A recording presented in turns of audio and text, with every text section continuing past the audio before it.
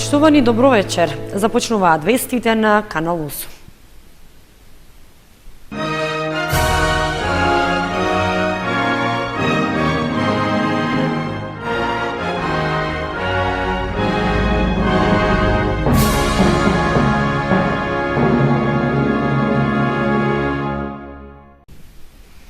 Наполно ги започнува предизборниот молк пред одржувањето на вториот круг од локалните избори за градоначалници во 35 општини. Меѓу нив се и трите општини од микрорегионот Виница, Зрновци и Чешиново Облешево, каде се очекува в недела да се дознае кој ќе води локалната самоуправа во наредните 4 години. Наполно ќе завршува предизборната кампања пред вториот круг на локалните избори и ќе започне молкот пред гласањето што треба да се одржи в недела. Во вкупно 35 општини во државата ќе треба да се изберат градоначалници, со оглед што во првиот круг кандидатите не го добиле потребното мнозинство од над 50%. Во трката влегуваат вкупно 70 кандидати, од кои 6 мина се за општините Виница, Зрновци и Чешиново Облешево. Во овие три локални самоуправи, во избирачкиот список има запишано вкупно 25.697 гласачи, кои своето право на глас ќе го остварат на вкупно 50 гласачки места. За прв човек на локалната самоуправа во Виница и во вториот круг на гласачкото ливче остануваат имињата на двајцата кандидати од првиот: Мартин Павлов од коалицијата на ВМРО-ДПМН и Ивица Димитров, предложен од коалицијата што ја предводи СДСМ. На гласањето пред 2 недели Димитров оствари предност од 261 глас и му недостасуваше околу 1,5% од вкупната излезност на гласачите за да оствари победа. Сепак на гласањето в недела и двајцата кандидати стартуваат од почеток и добивањето поголем број гласови ќе покаже кој ќе седне во градоначалничката фотелја. Во Зрновци пак, каде што во првиот круг имаше 4 кандидати, веќе отпаднаа двајца. Па за второто гласање за функцијата прв човек на општината ќе се борат Блаже Станков од коалицијата на ВМРО-ДПМН и Ванчо Митев од коалицијата на СДСМ. Досегашниот градоначалник Станков оствари предност од 331 глас, но непознато е каква ќе биде сега распределбата на гласовите од гласачите, кои претходно ги поддржиле другите двајца кандидати. Во Чешиново Облешево, граѓаните на шега велат дека знаат оти за градоначалник ќе го имаат Горанчо, но ќе почекаат до недела за да го дознаат неговото презиме. Слично како и во Виница, и овде во трката за прв човек на општината остануваат двајцата кандидати од првиот круг: Горанчо Зашов од ВМРО-ДПМН и Горанчо Крстев од СДСМ. Зашов имаше предност од само 39 гласа пред својот против кандидат, но гласањето в недела ќе покаже кому гласачите ќе му го доверат раководењето со општината во престојниот мандат. Канал 8 ќе го следи вториот круг од изборите и текот на гласањето во трите општини, а во рамки на својата отворена програма ќе известува за излезноста и за неофицијалните резултати.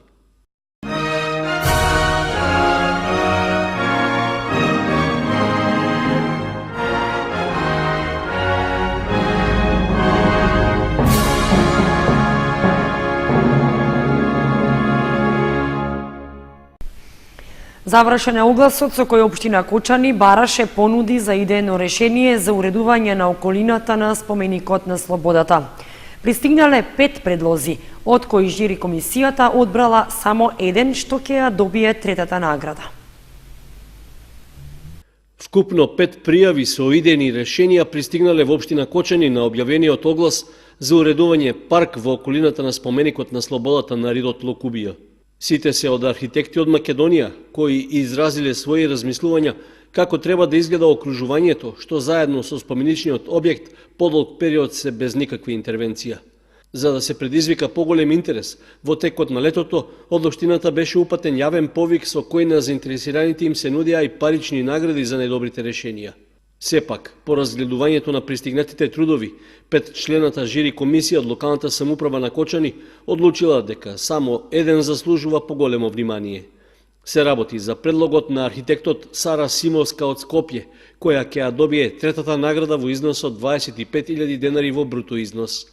Останатите идејни решенија не ги задоволиле бараните услови, поради што првата награда во висина од 62.000, како и втората вредна 37.000 денари нема да бидат доделени. Со огласот се бараа понуди од стручни лица за можни архитектонски решенија на просторот околу споменикот на слободата, кој треба да биде преуреден во парк. Меѓу другите услови што требаше да ги содржат предлозите, се бараше тие да гарантираат изводливост и одржливост, оригиналност и репрезентативност на концептот, креативност и инвентивност во пристапот на обликувањето, како и современ третман на просторот и читливост на идејата на проектот. Целта на иденото архитектонско решение за парк на Ридот Лукубија е да се среди пейсажниот изглед на доминантната кота што се отвора кон југ, а опфатот е со површина од над 130.000 метри квадратни. При тоа, општината бараше проектантите да предвидат и ресторан Видиковец на локација што сами ќе определат. Потоа патека за маунтбајк велосипеди, едно универзално игралиште за сите спортови, а изгледот на паркот да се збогати со поголема фонтана на една локација. Инаку, Ридот Лукубија и споменикот на слободата што беше изграден на почетокот на 80-тите години од минатиот век, со децении чекаат целосно решение за уредување. По изградбата на споменичниот објект, просторот беше заборавен, особено по промената на системот на државното уредување, со што тој ја изгуби својата основна намена и е претворен во руина.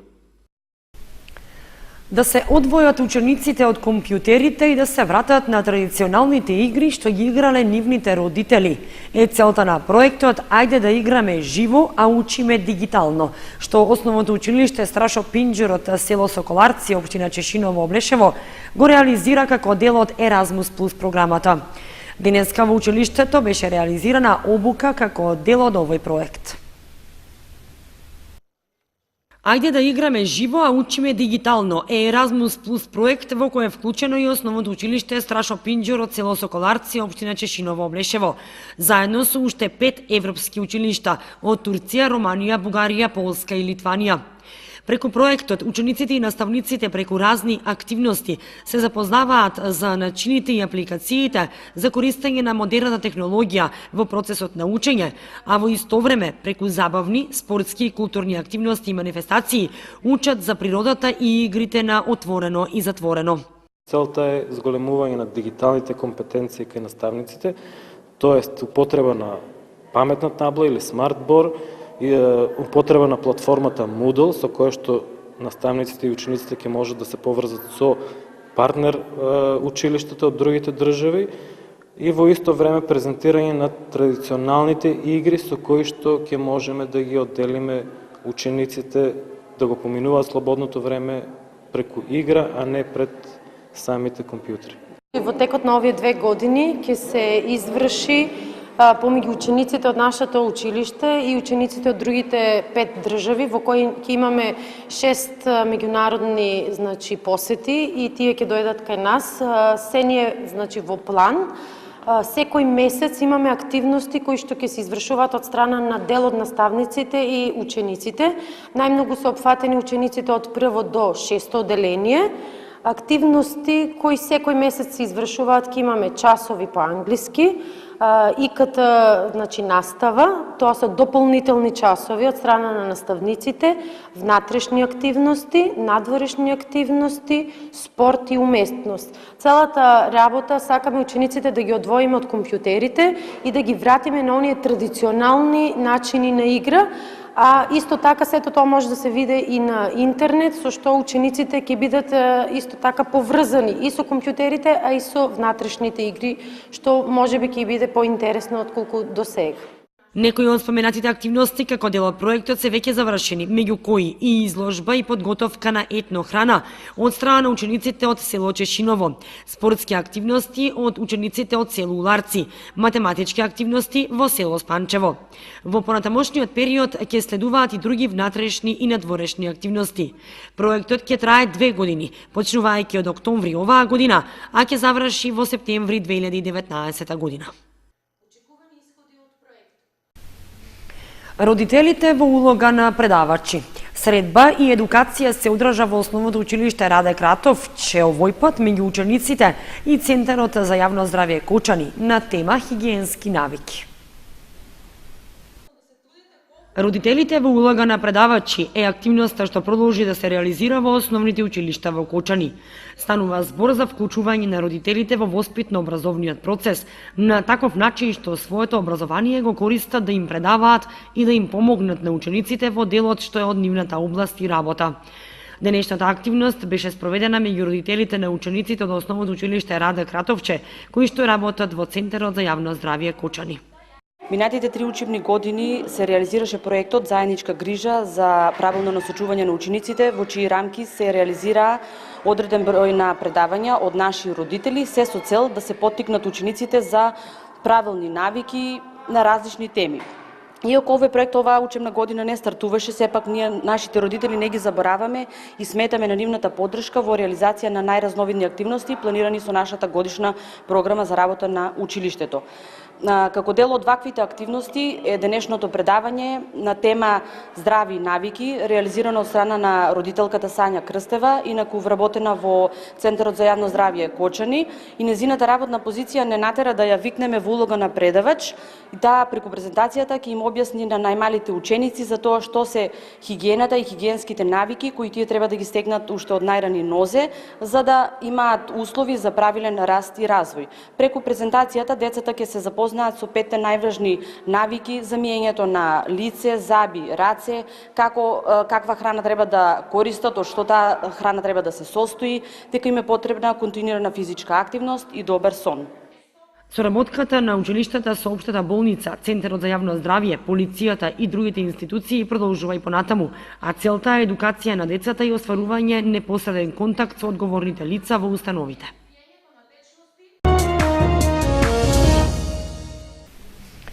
Интерактивни работилници со децата од големите воспитни групи од сите клона на детската градинка Павлина Велјанова организира Општинската организација на Црвен крст Кочани во соработка со детската установа.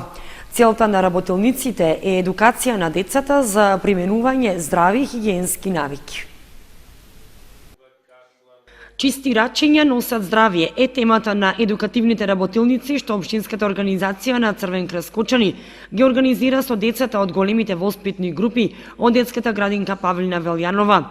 Целта е децата да научат како правилно и кога треба да се користи сапун и топла вода, како и кои се основните хигиенски навики кои што треба да ги има секое дете. Целта на овие работилници е дечињата од предшколска возраст да научат и да применуваат здрави хигиенски навики, како например правилно миење на раците, и со тоа да научат дека чистите раци се важни за нивното здравје, како и самите да се ветат дека секогаш ќе ги мијат своите раци, со тоа ќе се грижат за сопственото здравје. Како што кажав, овие интерактивни работилници се заменети за децата од предучилишна возраст, со цел да дадеме свој придонос во намалување на ширење на грипови настинки во градинките. Работилниците се спроведуваат во сите 4 клона на детската градинка Павлина Велјанова и во понеделник ќе биде реализирана и во градинката во Оризари. Со ваквите работилници би требало да се влијае на намалување на вирусните и бактериските инфекции меѓу децата во градинките, посебно на оние кои што се предизвикани од нечисти раце и неприминување хигиенски навики. Работилниците се интерактивни, во кои предавањето е засновано на комуникација со децата. Две театарски представи во Центарот за култура Бели Мугри. Првата ќе игра на 29 октомври недела, а втората во понеделник на 30 октомври. И двете се со почеток во 20 часот.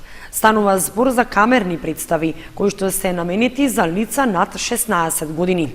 Влезот е бесплатен, но е со ограничен број на седишта. На 29 октомври недела со почеток во 20 часот на сцената во Центарот за култура Бели Мугри ќе игра театарската представа Експеримент од Скопје. Оваа представа е камерна и е со ограничен број на седишта. Влезот е бесплатен, представата е наменета за лица над 16 години. Режисер на представата е Јанес Пасик. Главна инспирација за представата е книгата The Lucifer Effect на социјалниот психолог Филип Зимбардо, кој во своето дело ги анализира начините и методите преку кои системот и ситуацијата влијае на дехуманизацијата и деиндивидуализацијата на индивидуата, при тоа постепено насочувајќи индивидуата да извршува злосторства во име на системот. На 30 октомври пак, понеделник, со почеток во 20 часот, на сцената во Националната установа Центарот за култура Бели Мугри во Кочани, ќе игра уште една театарска представа со наслов Да го поздравиш и да ми го бациш од Скопје. Оваа представа исто така е камерна и е со ограничен број на седишта. Влезот е бесплатен, а е наменета исто така за лица над 16 години. Да го поздравиш и да ми го бациш е документарна представа, авторско дело на четворица актери и еден режисер. Ја раскажува приказната за растењето, носејќи со ништа за себе, остварување и соочување со општествените механизми на функционирање. Темите што се отвораат во представата, уметноста во себе, надежите, стравовите, борбите за остварување на креативниот потенцијал, се од различните искуства на актерите и изборуваат за борбата за индивидуална слобода. Режијата е на Билјана Радиновска. Пензионерите од Кочанското здружение на настап во Кавадарци. Како дел од манифестацијата, пензионерите пеат за својот град. Во Куманово пак настапија на фолклорната вечер, што се одржа во организација на Сдруженијето на пензионери од овој град. Сдруженијето на пензионери на Кочани и фолклорниот ансамбл кој што работи во негов состав во месецот кој изминува, имаа забележителни настапи надвор од општината, презентирајќи ја изворната народна песна, македонските традиционални ора и музиката од Кочанскиот и Осоговскиот крај. На покана на Сдруженијето на пензионери од Кавадарци, кочанските фолклористи настапија на манифестацијата "Пензионерите пеат за својот град", што ја организира Кавадаречката пензионерска организација. Во преполната сала на Домот на културата настапија фолклорните ансамбли на пензионерите од Кавадарци и Кочани, а како гости настапија пензионерите од Лесковац, Република Србија. Кочанските фолклористи пензионери презентираат дел од богатото фолклорно, играорно, песнопојно и музичко богатство на Кочанскиот крај, оставајќи силен впечаток кај публиката со настапот, носиите и пред се со професионалниот однос, информираше претседателот на Сдруженијето на пензионери Кочани Ѓорѓе Серафимов. Уште еден настап надвор од Кочани ја одбележа активноста на фолклорниот ансамбл на пензионерите од Кочани, а тоа е настапот на фолклорната вечер што ја организира Сдруженијето на пензионери од Куманово. Во преполната сала на Домот на културата во овој град учествуваа фолклорните ансамбли и групи од Сдруженијата на пензионери од Куманово, Кочани и од Сдруженијето на пензионери од Крагуевец, Република Србија. И овој настап помина одлично, а публиката со долготрајни аплаузи ги награди кочанските пензионери за нивната оригинална изведба и настап. Во Куманово фолклорниот ансамбл и оркестерот од народни инструменти се представија со ората Кочански моми, машко оро и со мешаното оро Осоговка, додека солистите на народна музика Цанко Минов и Раде Стаменков ги исполнија песните Зајди, зајди и Мајко ќе одам туѓина.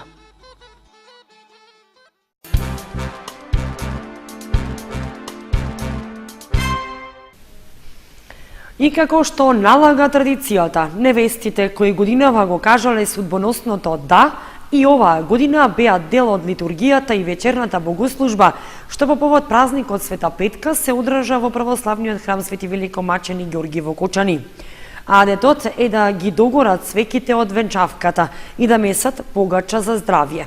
Православните верници го учествуваа празникот посветен на преподобна Параскева или познат како Петков ден. Невестите кои стапиле во брак оваа година на денот на чествувањето на празникот Света Петка или Петков ден го посетија православниот храм Свети Великомачени Ѓорги. Дојдоа заедно со своите свекрови и мајки и ги запалија венчалните свеќи. Традицијата налага невестите на овој ден да бидат облечени во невестински фустан, но сепак годинава немаше ниту една таква, но затоа пак го испочитуваа адетот да дојдат да се помолат за здравје и да ги донесат свеќите да догорат.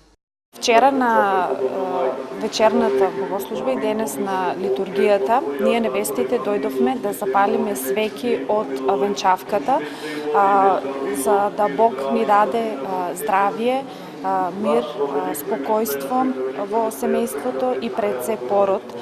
И сакам исто така да им порачам и на сите невести оваа година кои што се венчале, кои што застанале во црквата пред Бога да бидат венчани, да им посакам многу среќа, здравје, љубов, мир, спокојство во семејството и пред се пород во фамилијата. Останало е така и доваѓат и кој можат, кој не можат. А дето е таков. Голем празник, Петков ден, слава. Во храмот на ден пред празникот се служеше вечерна богослужба, а на самиот празник божествена литургија. Светата православна црква денес го чествува споменот на преподобната Параскева Епиватска, кај народот позната како Света Петка. Овој ден во овој крај има една прекрасна традиција, имено нововенчаните невести заедно со своите ближни доаѓаат во храмот, ги палат свеките од свадбата, по завршувањето на вечерната богослужение и на самата божествена литургија им се читаат молитви за успешен и богоугоден брак. Најверојатно ова традиција останала бидејќи во овие краишта култот посветен кон преподобната Параскева Петка е навистина голем. Знаеме многумина верници Светата Параскева има како молитвена заштитничка, но ваквото верување како плод донесува и суеверие, бидејќи многумина веруваат, односно тоа е пред се од незнање дека во православието постојат 3 Параскеви, а тие ги помешуваат и мислат дека е со една. Инаку празникот Петковден за многу семејства представува семејна слава, бидејќи култот кон Света Петка кај нашиот народ е многу раширен и верниците подигаа и панагии. Таа се смета за заштитничка од разни несреќи и од многу болести, поради што народот ја нарекува уште и мајка Параскева. Ноќта меѓу сабота и недела, односно меѓу 28 и 29 октомври, почнува зимското сметање на времето, со што стрелките на часовникот ќе се поместат за 1 час назад. Тоа значи дека во 3 часот ноќта стрелките на часовникот треба да се вратат на 2 часот, така што ќе се спие 1 час повеќе. Зимското сметање на времето почнува последниот викенд во октомври и трае до последниот викенд на март.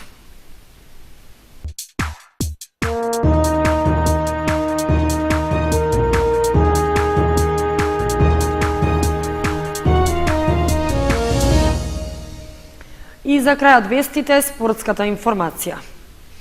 Викендов продолжуваат првенствата во првата фудбалска лига за жени и во втората лига Исток во машка конкуренција.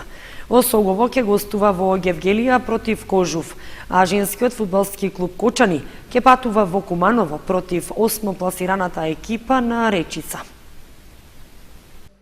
В сабота ќе се одиграат надпреварите од 10-тото коло во првенството на втората лига Исток, во кое фудбалерите на Осогово ќе гостуваат во Гевгелија против Кожув. За разлика од нашиот второлигаш, гевгеличани во последните неколку кола прикажуваат солидна игра, при што минатата недела го совладаа дури и лидерот Беласица, па со 16 бода го делат третото место со Велешки Борец. Тоа што во првото коло Осогово на домашен терен го совлада Кожув, сега воопшто не може да се смета како релевантно постигнување, со оглед што жолтосините се навлезени во негативна серија од 5 надпревари без победа. Уште повеќе што против екипите на дното од табелата на домашен терен тие не можеа да направат резултатска разлика, па сега не може да се очекува некакво изненадување ниту на теренот во Гевгелија. Поради одржувањето на вториот круг од локалните избори в недела, сите надпревари од ова коло се закажани за сабота со почеток од 13 часот и 30 минути. По двонеделната пауза поради обврските на младата репрезентација до 19 години, викендов продолжува и првенството на првата фудбалска лига во женска конкуренција. В сабота ќе се игра 5-тото коло, во кое женскиот фудбалски клуб Кочани ќе гостува во Куманово на средбата со Речица. Слично на нашите девојчиња и кумановки не се прославија на првите 4 надпревари во прволигашкото првенство. Со 3 порази и 1 победа и двете екипи имаат ист број бодови и се на дното на табелата. Меѓутоа, поради подобрата гол разлика, Речица е на 8-та, а Кочани на 10-та позиција. Во втората футсал лига се одигра второто коло, во кое екипата на Унипап гостуваше во Каменица против екипата на Рудник Саса и победи со 6:1. За цело време од надпреварот гостите од Кочани биле понадмогни на теренот, така што и немало некаква дилема дали ќе бидат освоени нови бодови, а најавата за тоа дошла во првиот дел во кој тие веќе воделе со 3:0. До крајот на средбата не дозволиле домакините да направат пресврат, па заслужено ја прославиле победата.